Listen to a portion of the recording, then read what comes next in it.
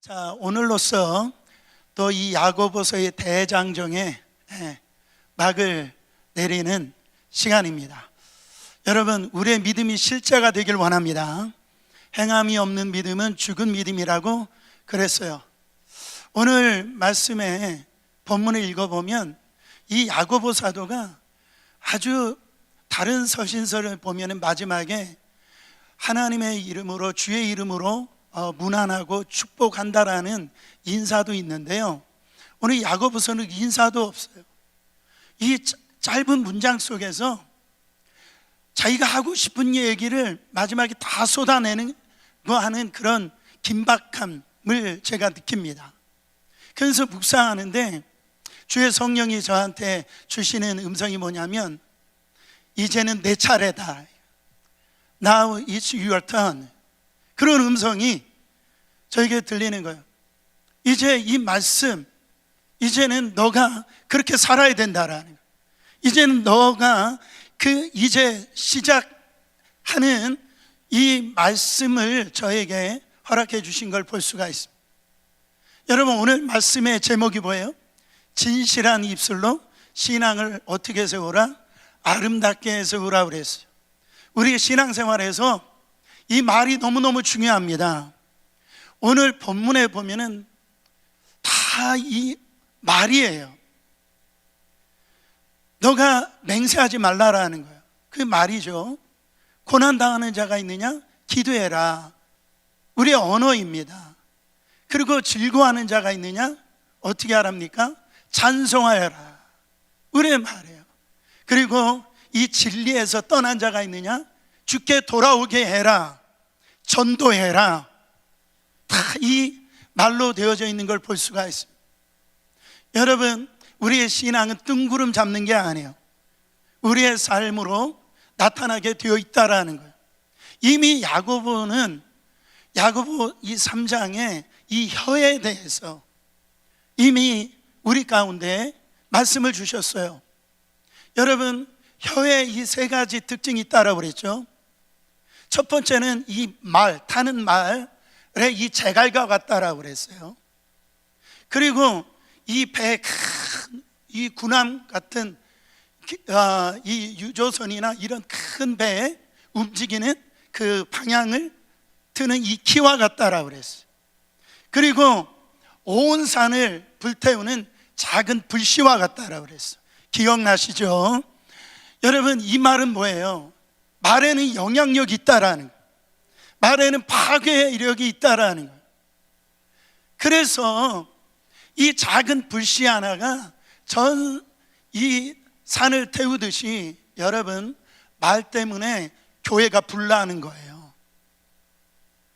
이 말은 독과 같다라고 그랬어요. 그래서 우리 신앙생활 하는데 여러분, 교회 안에 방화범이 얼마나 많은지 몰라요. 교회 안에 얼마나 이 독살자가 있는지 몰라요.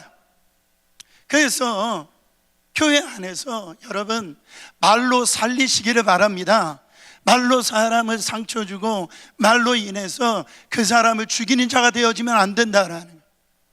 하나님이 주신 이 언어, 이 말을 아름답게 하나님의 뜻대로 잘 사용하는 것이, 그게 영성이라는 거예요. 믿으시길 바라며, 그래서 오늘 이 야고보는 그 입에 대해서 마지막으로 4가지로 당부하는 걸 볼 수가 있어요. 여러분, 먼저 첫 번째 보면은 맹세하지 말라라는, 자 12절 말씀 같이 한번 읽어보세요. 내 형제들아, 무엇보다도 맹세하지 말지니 하늘로 오거나 땅으로 오나 아무 다른 것으로도 맹세하지 말고, 오직 너희가 그렇다고 생각하는 것은 그렇다 하고 아니다라고 생각한 것은 아니다 하여 정죄함을 면하라. 아멘. 맹세하지 말래요. 하늘로나 땅으로나 그 무엇으로나 맹세하지 말라요. 여러분, 질문합니다. 여러분, 맹세하는 게 잘못된 거예요? 여러분, 정말 여러분들 그 결혼식 할 때 저도 주례를 하지만은 신랑 신부에게 검은 머리에 팥불이 될 때까지 사랑하고 서약하라고 그러잖아요. 그러면 나는 기독교인이니까 그 서약 못 하겠습니다. 그래야 되는 거예요. 법정에 가가지고 어떤 증인석에 있는데 나는 기독교인이니까 난 그 서약 못 하겠습니다. 그 잘못된 거예요. 여러분, 저도 이렇게 집 내주고 이렇게 세례를 이렇게 줄 때 그냥 주지 않습니다. 서약을 받아요. 바로 주일 성소해야 되고 11조 해야 되고 술 담배 끊어야 됩니다. 그 서약을 해야 되는 거예요. 그때 이거는 하나님이 맹세하지 말라고 했으니까 이건 나는 할 수 없습니다. 그렇게 해야 되는 거예요. 여러분, 성경에서 이 해석을 할 때 중요한 게 뭐냐면, 여러분, 성경은 하나님께서 주신 말씀입니다. 1.1획도 천지가 사라질지라도 하나님의 말씀은 변함이 없어요. 근데 성경은 대부분 문자적으로 해석을 해야 되는데, 성경 해석할 때 문자적으로만 해석하면 큰 코 다쳐요. 그래서 이 문장으로 주어지는 그 의미를 정확하게 해석을 해야 여러분 성경을 제대로 보는 겁니다. 예를 들어서 이런 말씀이 있어요. 마태복음 5장 29절부터 30절 말씀 보세요. 만일 내 오른눈이 너로 실족하게 하거든 베어내버리라. 내 백체 중 하나가 없어지고 온몸이 지옥에 던져지지 않는 것이 유익하며, 또한 만일 내 오른손이 너로 실족하게 하거든 찍어내버리라. 내 백체 중 하나가 없어지고 온몸이 지옥에 던져지지 않는 것이 유익하느니라. 여러분, 이 말씀 문자적으로 받아들이면 여러분 지금 눈이 다 없으실 거예요. 그렇죠? 여러분 이 손마디가 다 지금 제대로 붙어 있는 사람 한 사람도 없을 거라는, 문자적으로 해석하면 안 돼. 이 말씀은 그 문맥의 의미를 알아야 된다는, 그게 뭡니까? 죄 짓지 말라라는 거예요. 지옥 가지 말라라는 거예요. 그거를 강조하는 말씀이에요. 오늘 본문의 이 맹세를 요구하는 이 부분은 그런 상황도 아니에요. 그러니까 이 말씀은 결혼식에 맹세하지 말아라 그 얘기하는 게 아니에요. 그 법정에 맹세를 요구했다라면 거부하라는 얘기가 아니에요. 이렇게 이런 상황은 그런 상황이 아니에요. 그냥 본인이 그냥 얘기하는 거예요. 어떤 일이 일어났을 때 그게 맞으면 예스 하면 되는 거예요. 그게 아니면 노 하면 되는 거예요. 근데 거기에다 뭐라고 했냐면, 내가 이 말이 하나님 맹세한다라고 얘기한단 말. 누가 그렇게 시킨 거 아니에요. 자기 입으로 그렇게 얘기를 하는 거예요. 여러분, 왜 그런 말을 덧붙일까요? 말의 신빙성이 없으니까 그 얘기를 하는 거예요. 여러분, 진짜 한국 사람들, 여러분 이 진짜 잘하는 게 뭐예요? 내가 이번 술 먹으면은 내가 성을 간대. 성을 몇 번 가는지 몰라요. 그리고 뭐 내가 도박을 하면 나는 사람이 아니고 그 동물이다, 이렇게 그런 말을 하는 거예요. 자기 스스로 맹세하는 거예요. 왜 그래요? 맨날 지키지 못하니까. 그러니까 이런 거 하지 말라라는 거예요. 저도 제 사모하고 참 살면서 참 하지 말아야 될 호언장담한 일이 참 많아요. 여보, 나 믿어. 내가 다 알아서 할게. 뭘 다 알아서 하긴 뭘 다 알아서 해요. 그렇죠? 사고만 안 치면 다행이지. 여러분, 우리가 이렇게 살아가고 있다라. 당시 이스라엘 사람들이 그렇다라는 거예요. 무슨 말을 다 해놓고서 하늘로 맹세하고 땅으로 맹세하고 나중에는 하나님의 이름으로 맹세하고 그랬다라는 거예요. 여러분, 쓸데없는 이 맹세를 많이 남발했으면, 여러분, 맹세하지 아니하면 사람들이 믿어주지 아니하니까 이런 행동을 하더라는 거예요. 사랑하는 형제 여러분, 예수 믿는 사람들의 말의 무게가 어떻게 해야 될까요? 그 말이 참 무거워야 될 줄 믿습니다. 저 사람 예수 믿는 사람의 말은 두 마디 세 마디가 필요 없다라는 거예요. 덧붙일 말이 필요 없다라는 거예요.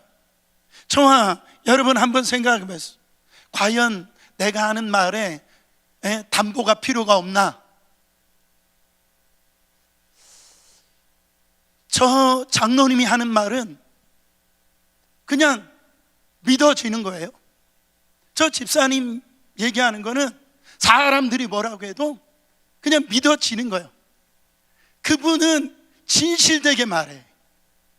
그분의 말은 믿을 수 있어. 여러분, 지금 그 말씀을 하는 거예요. 이 사도, 이 야고보 사도가 무엇보다 왜 맹세하지 말라고 했을까요? 우리 사람은 연약합니다. 우리는 하나님이 아니에요. 내일 일을 우리는 알 수가 없어요. 그렇기 때문에 맹세하고 내가 이렇게 하겠다라고 하는 것은 바로 하나님의 자리에 서겠다라는 얘기예요. 이거는 교만한 것이라는 거죠. 저는 우리의 신앙생활이, 여러분의 입술이 진실되길 바랍니다. 그래서 이게 맞으면 예스 하면 되는 거예요.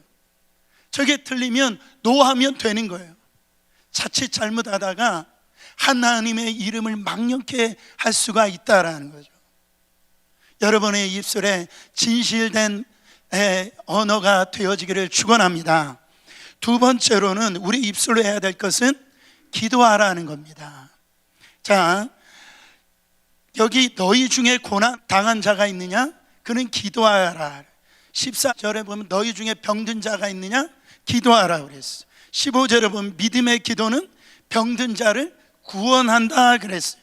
16절에 보면 너희 죄를 서로 고백하며 병이 낫기를 원하여 서로 기도하라. 의인의 간구는 역사하는 힘이 큼이다라고 그랬어요. 여러분, 하나님께서 우리 입술로 정말 기뻐하시는 건 뭐냐면 바로 기도하는 입술입니다. 하나님이 교회를 너무너무 사랑하세요. 그렇기 때문에 교회를 뭐라고 얘기하냐면 기도하는 집이래요. 우리 하나님이 기도를 너무너무 기뻐하신다라는. 여러분, 오늘 고난 당하는 자가 있느냐? 기도할 것이요 그랬어요. 영어로 보면 Is any one of you in trouble? 기도하라. 다른 말이 필요가 없어요. 병든 자가 있느냐? 기도해라. 그거로 끝나요. 다른 의미가 없다라는. 남편이 직장에서 돌아와 가지고 아내에게 이런 얘기를 합니다. 여보, 회사에 문제가 생겼어. 다른 얘기가 없는 거예요. 그냥 기도하라는 거예요. 여러분, 갑자기 아내에게 전화가 왔어요. 여보, 한국에 빨리 가야 될 것 같아. 우리 부모님에게 지금 무슨 문제가 생긴 것 같아. 성경은 다른 얘기가 없어요. 기도하라고 얘기를 하는 거예요. 여보, 내가 건강 검진을 받아봤는데 뭔가가 이 문제가 생겼어. 그때 이 야고보 사도는 기도하라고 얘기합니다. 왜 그렇습니까? 기도하면 낫는다. 기도하면 회복이 되어진다. 이것이 초대교회의 이 신앙인들은요, 하나의 어떤 구호가 아니라 이게 실제였어요. 그렇기 때문에 어떤 문제가 있느냐, 어떤 질병이 있느냐, 어떤 것보다도 기도를 먼저 하라는 거예요. 여러분의 가지고 있는 입술에 주님 앞에 나와서 기도하는 입술을 너무너무 기뻐하신다라는 겁니다. 여러분, 야고보는 이미 기도에 대해서 2번이나 권면을 했어요. 너희 중에 누구든지 지혜가 부족하거든 모든 사람에게 후히 주시고 꾸짖지 아니하시는 하나님 앞에 구하라. 그리하면 주시리라. 너희가 알지 못함은 구하지 아니하기 때문이다. 아멘. 우리가 기도해야 된다라는 거예요. 왜요? 기도하면 하나님이 일하기 시작하시기 때문입니다. 역사가 일어나기 때문에 그래요. 여러분, 야고보는 기도에 대해서 오늘 근데 중요한 얘기를 합니다. 자, 14절 말씀 같이 읽어보세요. 14절, 너희 중에 병든 자가 있느냐? 그는 교회 장로들을 청할 것이요 그들은 주의 이름으로 기름을 바르고 그를 위하여 기도할지니라 그랬어요. 기도하는데 뭐라고 말씀하시냐면 교회의 장로님들을 청해서 기도 받으라는 거예요. 교회 리더들입니다. 그러니까 나와 같이 신앙생활 동고동락하고 같이 믿음의 여정을 함께하는 그 목사님이든지 교회 지도자들을 불러가지고 기도하는데 그 교회 지도자는 기름을 바르고 주의 이름으로 기도하라고 그랬어요. 이게 너무너무 중요한데요, 내가 여기에 보면 기름을 바르라고 그랬잖아요. 이게 굉장히 중요하다라는 거예요. 여러분, 선한 사마리아의 이 비유를 아시잖아요. 그 선한 사마리아가 한 강도 만난 자를 갖다가 어떻게 합니까? 거반 죽게 되어 있는 자를 그 기름을 바르고 치유해 준 거를 볼 수가 있어요. 그러니까 그 당시에 바로 이 기름을 바른다라는 것은 의학적인 행동을 얘기하는 걸 볼 수가 있어요. 그러니까 일단은 이런 뜻은 아니라는 것을 알 수가 있어요. 야고보 사도가 야, 아픈 자가 있느냐? 그러면 무슨 병원에 가느냐? 기도로 고쳐. 그 무슨 약을 먹어? 약 그냥 다 쓰레기통에 다 던져버려. 그리고 기도만 해. 이것만 얘기하는 게 아니다라는 걸 알 수가 있어. 기름을 바르고 기도하라는 거예요. 그러니까 이거는 병원에 갈 것인가, 뭐 기도원에 가서 기도만 할 것인가, 선택의 문제가 아니다라는 거예요. 여러분, 주의 이름으로 기름을 바르며 기도하시길 바랍니다. 약도 하나님께서 주신 거예요. 약을 드시고 기도하라는 거예요. 병원도 하나님께서 주신 거예요. 병원에 가셔서 치료를 받으면서 기도하라는 거예요. 그런데 너무 의사만 의지하지 말라라는 거예요. 하나님을 더 의지하라는 거예요. 약만 더 의지하지 말라라는 거예요. 하나님을 더 의지하라는 거예요. 왜요? 나는 너를 치료하는 여호와라. 우리 주님은 대의사이십니다. 주님이 십자가에서 죽으신 것은 우리의 질병을 담당하셨다라고 그래서 그렇기 때문에 기도하라는 거예요. 근데 기도하는데 뭐가 필요하다고요? 믿음이 필요하대요. 우리의 문제는 믿음 없는 기도를 너무 많이 한다는데 그 문제가 있다라는 거예요. 15절에 보면은 믿음의 기도는 병든 자를 구원하리니 주께서 그를 일으키시리라. 혹시 죄를 범하였을지라도 사하심을 받으리라. 근데 여기서 질문은 이거예요. 믿음의 기도를 하라고 그러는데 여기에서 믿음의 기도는 누구의 믿음의 기도예요? 여기에 믿음의 기도는 병든 사람의 그 기도요? 아니면은 병든 자, 고난 당하는 자에게 기도해 주러 온 장로님들의 기도예요. 이 성경은 지금 이 기도해 주러 온 바로 지도자의 그 믿음의 기도를 얘기하고 있어요. 중보 기도를 해주는 그 자를 의미하고 있다라는 거예요. 여러분, 이 말씀을 우리가 정확하게 이해할 수 있는 본문이 뭐냐면 그 중풍병자, 친구 중풍병자를 들것에 메고 온 4명의 그 친구의 그 사건을 보면 알 수가 있습니다. 예수님이 오신다는 소식에 그 마을에 드니까 너무 많은 사람들이 있어서 사랑하는 이 친구, 그 중풍병에 걸려 있어 이제 소망이 없는 이 친구를 친구들이 사랑을 해가지고 4명이 이 들것을 그 안에 중풍병에 알고 있는 그 친구를 뉘고선 들어서 예수님 앞으로 나가려고 하니까 사람들이 너무나 많은 거예요. 그래가지고 그 당시에 이스라엘 지붕은 흙벽돌로 만든 그 지붕이잖아요. 그래서 이 4명의 친구들이 들 것을 들고선 지붕으로 올라갑니다. 이 친구들은 거기서 포기하지 않아요. 어떻게 해요? 지붕을 뚫어가지고 예수님 앞에 내려오는 거예요. 그때 성경은 뭐라고 얘기하냐면, 바로 주님께서 마태복음 9장 2절 상반절에 보면은 침상에 누운 중풍병자를 사람들이 데리고 오거늘 예수께서 그들의 믿음을 보시고 그랬어요. 여기에서 침상에 누워있는 그 중풍병자의 믿음을 보시고 치유하신 거예요. 예수님이 지금 그 4명의 들 것을 들고 온 그 4명의 그 친구들의 그 믿음을 보시고 그 중풍병을 고쳐주셨다라는 거예요. 죄 용서해 주셨다라는 거예요. 여러분, 정말 우리가 기도할 때 우리의 믿음의 기도가 너무너무 중요해요. 오늘 15절에 그때 누가 일으켜 주신답니까? 주께서 일으켜 주신다라는 거예요. 그 믿음의 기도를 할 때 사람이 일으켜 주는 게 아니고, 사람이 고쳐 주는 게 아니고 주께서 일으켜 주시리라. 주께서 고쳐 주신다라는 거예요. 주께서 회복시켜 주신다라는 거예요. 주님이 일으켜 주시는 거구나. 주님이 치료해 주시는 거구나.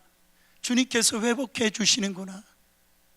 그때 혹이라도 이 사람이 범죄한 것이 있다라고 할 때 그 주의 종이, 그 중보 기도자가 정말 거기 가서 그 아픔 가운데 있는, 문제 있는, 또 병든 분이 있다라고 할 때 제가 이렇게 얘기하겠어요? 그때 내가, 집사님, 내가 이런 얘기를 했잖아요. 왜 그 말을 안 듣고 이런 어려움 가운데 빠졌어요? 왜 그렇게 이 질병 가운데 있었어요? 그렇게 제가 얘기하겠어요? 그렇지 않다고요. 그때 내가 아파야 되는데, 집사님 대신에 제가 아파야 되는데, 그렇게 하나님의 마음을 가지고 그렇게 병 낫기를, 그 고쳐주시기를 갖는 그 믿음을 가지고 기도할 때 혹시 그 사람이 죄를 범했을지라도 하나님께서 죄 용서해 주신다라는 거예요. 그 기도하는 사람의 기도를 통하여서 그 문제 해결해 주시겠다라는 거예요. 사랑하는 성도 여러분, 여러분 남편이 어떤 문제가 있어요? 어떤 아픔이 있습니까? 여러분, 아내가 믿음으로 기도하면 되는 거예요. 우리 가정에 어떤 문제가 있어요? 부모가 믿음으로 기도하면 역사가 일어난 거, 주께서 일으켜 주실 줄 믿습니다. 그렇게 주님께서 지금 말씀하고 있다라는 거예요. 그래서 예를 들어서 그 엘리야에 대해서 예를 들어서 얘기하잖아요. 엘리야는 우리가 생각할 때 특별한 사람이라고 생각하는데, 오늘 말씀해 보니까 우리와 똑같은 성정을 가진 사람이다. 그러니까 성경은 뭐라고 얘기하냐면, 엘리야가 특별한 사람이 아니고 엘리야의 기도가 특별했대요. 그러니까 엘리야의 기도와 우리의 기도가 달랐다라는 거예요. 엘리야는 정말로 간절히 기도할 때 믿음으로 기도했다라는 거예요. 그래서 하나님의 놀라운 역사가 일어났다라는 거예요. 사랑하는 성도 여러분, 기도 자리에 나오세요. 기도의 시간을 내세요. 여러분 가지고 있는 이 입술을 통해서 하나님의 역사가 일어난다니까요. 하나님께서 일으키시는 역사가 일어난다니까요. 여러분들의 그 기도의 호흡이 길어질 때 하나님께서 놀랍게 역사하실 줄 믿습니다. 세 번째로 우리 입술로 뭐를 해야 되느냐? 찬송하라는 거예요. 13절에 보면 즐거워하는 자가 있느냐? 그는 찬송할 것이요. 여러분, 찬송하는 입술은 바로 창조의 목적대로 살아가는 사람들입니다. 하나님께서 우리를 왜 창조하셨어요? 여러분 이 말씀 떠올리기 쉬워요. 다 4321로 되어 있어요. 4321. 이사야서 43장 21절에 보면 우리를 창조하신 목적이 나옵니다. 이 백성은 내가 나를 위하여 지었나니 나를 찬송하게 하려 함이니라. 이게 우리를 만드신 목적이에요.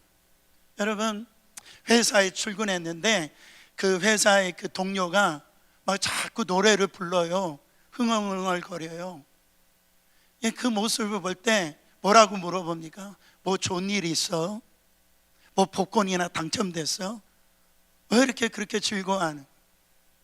여러분 이렇게 사람은 뭔가 즐거워하면은요 왠지 모르게 부르는 노래가 있어요. 그냥 즐거운 거예요. 즐거우면 노래를 불러요. 그렇지 않아요? 노래 안 부르던 사람이 노래를 부르기 시작한다라는. 왜 노래를 부를까요? 여러분 왜 우리 이 콧노래를 부를까요? 그게 삶의 이유이기 때문에 그래요. 그게 삶의 이유이기 때문에 그래요. 가만히 보면은요 우리가 부르는 노래를 보면 바로 여러분이 섬기는 우상이 뭔지를 알아요. 그러니까 이사야 선지자가 이런 말을 했습니다. 이사야서 42장 8절에요. 나는 여호와니 이는 내 이름이라. 나는 내 영광을 다른 자에게 내 찬송을 우상에게 주지 아니하리라. 여러분이 가지고 있는 노래를 하나님 앞에 불러야지 여러분의 삶의 이유가 다른 것으로 인하여서 즐거워하여서 노래를 부르면 그거 우상에게 부르는 노래라는. 하나님은 그거 빼앗길 수가 없다라는 거예요. 여러분 우리가 진짜 즐거운 일이 생기길 원합니다. 저는 여러분 안에 올 한 해 그냥 기쁜 일이 많이 일어났으면 좋겠어요. 즐거워하는 일이 일어났으면 좋겠어요. 정말로 아이가 좋은 대학에 갔다, 그리고 우리 자녀가 결혼하게 되어졌다, 뭔가가 오래 기다리던 뭐 자녀를 얻게 되어졌다. 너무너무 좋은 거잖아요. 그렇잖아요. 그때 여러분들이 부르는 그 노래를 한번 들어보면 안다라는 거죠. 이것이 나의 간증이요 이것이 나의 찬송일세. 나 사는 동안 끊임없이 구주를 찬송하리로다. 여러분의 그 기쁨이 뭐예요? 여러분의 즐거움이 뭐예요? 여러분들이 그 노래가 어디에 향하고 있는 거예요? 우상입니까? 우리 하나님을 즐거워하면 하나님 앞에 찬송이 가는 거예요. 정말 어떤 분들은요 참 노래를 멋들어지게 잘해요. 세상 그 유행가를 얼마나 잘 부르는지 몰라요. 트로트로부터 해가지고선 그냥 노래방에 모든 번호도 다 외워요. 근데 찬송을 안 해요. 집에서도 찬송을 안 하고, 여러분 교회당에서도 그냥 찬송에 입을 닫습니다. 여러분 찬송하세요. 여러분 입을 열어 찬송하세요. 할렐루야. 박수를 치면서 찬송하세요. 여러분 춤을 추면서 찬송하세요. 여러분 이 손이 뭐라고? 진짜 멀고도 험한 길이에요. 성경 너희 두 손을 높이 들고 찬송하라 그랬어요. 이 찬송을 우상에게 빼앗기지 않으리라. 우리 주님이 찬송하는 사람들 보세요. 그 얼굴에 기쁨이 있어요. 행복이 있다라는 거예요. 여러분 특별히 언제 찬송해야 되느냐? 고난당할 때, 어려울 때 하나님께 기도해서 역사하셨다면, 응답을 받으셨다면 감사해야죠. 10명의 문둥병자가 고침을 받고 돌아와서 정말 감사를 했던 사람은 한 사람밖에 없었어요. 우리는 너무 하나님 앞에 찬송과 감사가 인색해요. 그렇지 않아요? 정말 여러분의 입술에 찬양이 가득하길 바랍니다. 다윗을 하나님이 축복해 주셨어요. 그는 노래하는 자였어요. 예배하는 자였어요. 너무너무 찬송을 좋아하는 자였어요. 여러분의 가정이 찬양이 끊이지 않는 가정 되길 바랍니다.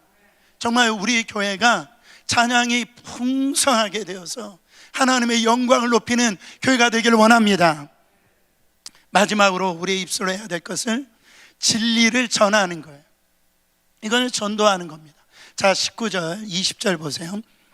내 형제들아, 너희 중에 미혹되어 진리를 떠난 자를 누가 돌아서게 하면 너희가 알 것은 죄인을 미혹된 길에서 돌아서게 하는 자가 그의 영혼을 사망에서 구원할 것이며 허다한 죄를 덮을 것임이라. 세상에 좋아서 믿음 생활하다가 떠난 사람들 많아요. 이단에 빠져가지고 미혹돼가지고 떠난 사람들이 많이 있더라. 그들을 주님 앞에 인도할 책임이 우리 목회자들에게만 있는 것이 아니라 예수 그리스도 안에 있는 저와 여러분들 안에 있다라는 거예요. 예수님이 이 땅에 오신 목적이 뭐냐? 정말 다른 게 아니에요. 죽은 영혼을 구원하시기 위해서 이 땅에 오셨는데, 다니엘서 12장 3절에 보면 이런 말씀이 있습니다. 많은 사람을 옳은 대로 돌아오게 하는 자는 별과 같이 영원토록 빛나리라. 여러분, 스타 되길 원하십니까? 저 스타 되길 원합니다. 그러나 세상의 스타가 아니라 하나님 이 천국의 스타가 되길 원하십니까?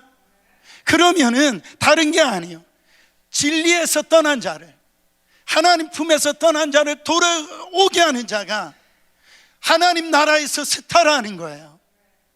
여러분, 이 전도는 오늘날 성도들에게 정말 인기 없는 주제입니다. 그래서 불신자만 아니라 기독교인들도 이 전도를 부정적으로 인식해야 하는 거예요. 예수님이 왜 오셨다라고 그랬어요? 인자가 온 것은 누가복음 19장 10절에 보면은 잃어버린 일 찾아 구원하려 함이니라. 아멘. 이게 우리 주님이 오신 목적이에요. 예수님이 제자를 세울 때도 그렇고요, 또 제자와 공식적으로 공생의 기간을 시작할 때도 그렇고요, 예수님이 죽으시고 승천하실 때도 가장 예수님이 늘 하시는 말씀이 전도하라는 말씀이었어요. 처음 제자를 부르실 때 뭐라고 그랬어요? 나를 따라오너라, 내가 너를 사람 낚는 어부가 되게 하리라. 공식적으로 제자를 왜 세우셨어요? 이제 12를 세웠으니 이는 자기와 함께 있게 하시고 또 보내사 전도도 하며 그랬어요. 마지막 이별하실 때도 동일하게 말씀하셨어요. 마태복음 28장 18절부터 20절입니다. 하늘과 땅의 모든 권세를 내게 주셨으니 그러므로 너희는 가서 모든 민족을 제자로 삼아 아버지와 아들과 성령의 이름으로 세례를 베풀고 내가 너에게 분부한 모든 것을 가르쳐 지키게 하라. 여러분, 제자들뿐만 아니라 우리 모두도 이 부르심을 받은 자들이라는 거예요. 그래서 베드로 전서 2장 9절에 보면 너희는 택하신 족속이요 왕같은 제사장들이요 거룩한 나라요 그의 소유된 백성이니 이는 왜 그러느냐? 너희를 어두운 데서 불러내어 그의 기이한 빛에 들어가게 하신 이의 아름다운 덕을 선포하게 하려 함이라. 선전하게 하려 함이라. 증거하게 하려 함이라. 바로 하나님의 이 놀라운 복음을 선포하게 하려 함이라. 여러분, 그렇습니다. 누구든지 주의 이름을 부르면 구원을 얻으리라. 근데 로마서 10장 14절에 뭐라고 얘기했어요? 그들이 믿지 않은 일을 어찌 부르리요?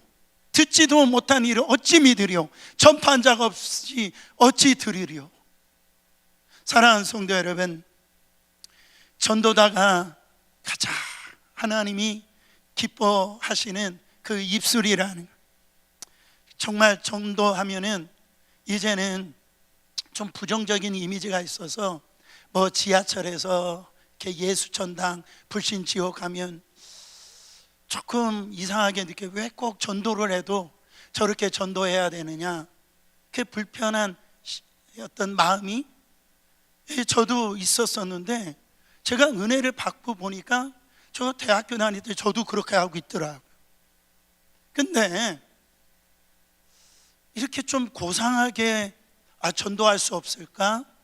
그렇게 우리가 생각을 하는데, 여러분 정말 우리 문제는요, 그 사람들을 고상하지 않게 전도하지 않는 거 그 비판하기보다는요, 우리가 그러면 그렇게 고상하게 전도하고 있느냐, 그 문제란.